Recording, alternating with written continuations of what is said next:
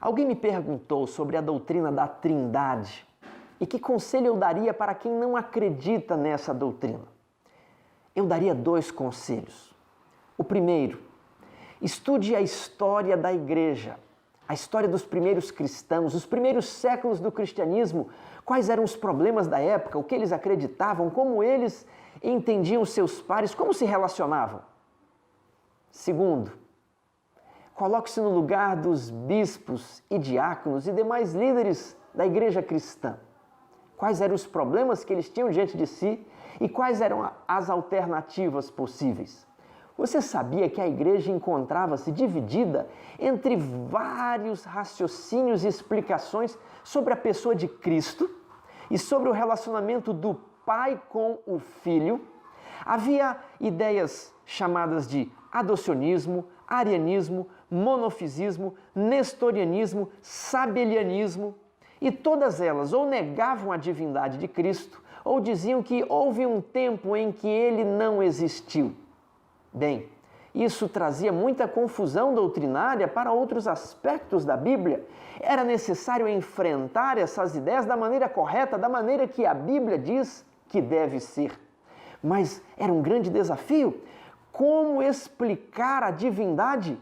Como explicar Deus em palavras humanas?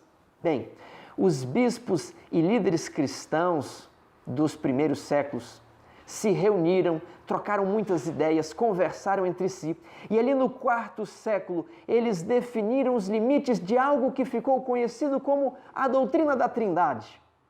Bem, era o que melhor dispunham na época, foi o resultado dos seus melhores esforços.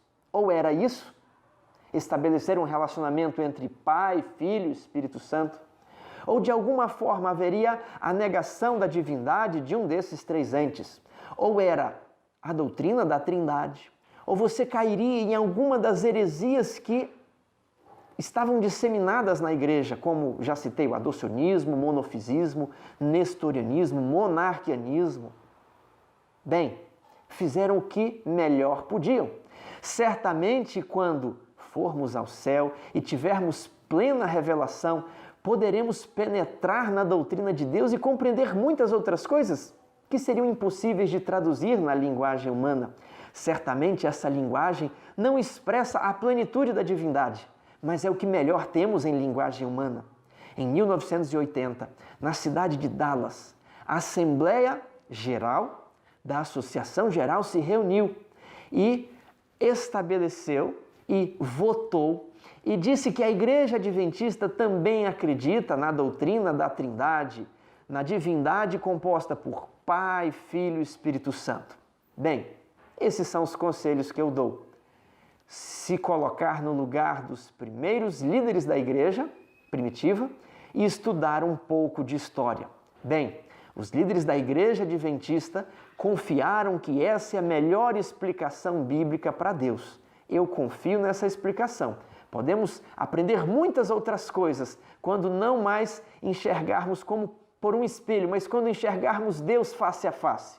Mas, por enquanto, confio que essa seja a melhor explicação que temos em linguagem humana.